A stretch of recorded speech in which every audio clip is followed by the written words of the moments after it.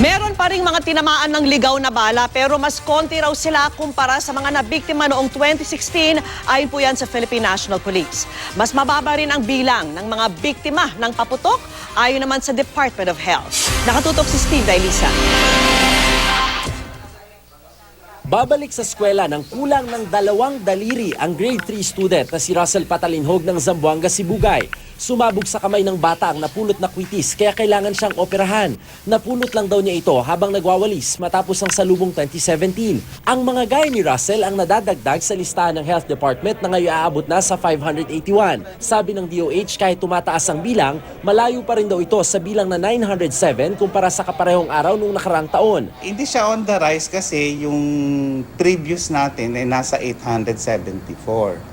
So pag ibig sabihin ng on the rise, mas mataas ka dapat sa 874. Kahapon, ano lang tayo, 524 eh.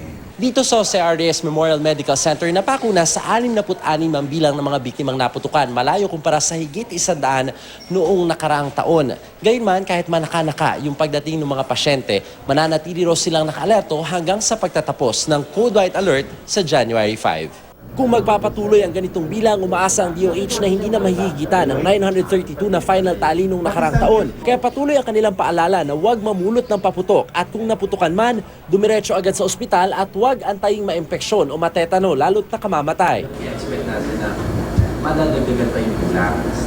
Oo nga, kasi nga may delayed report, may delayed consultation, tapos may new victims. Sa tala naman ng PNP, halos 70% ang ibinaba ng stray bullet incidents. Bumaba rin daw ang bilang ng mga pulis na sangkot sa indiscriminate fighting. Mula 2 ng 2016, isa na lang ang pagpasok ng 2017.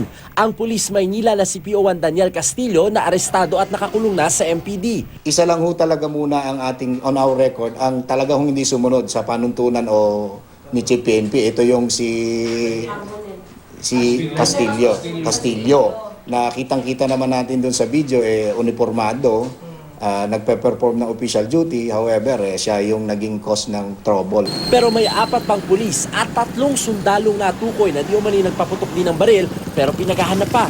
10 araw ang ibinigay sa kanila para magpaliwanag, kundi ituturing na awol sa serbisyo. Steve Dailisa, Nakatuto, 24 Oras.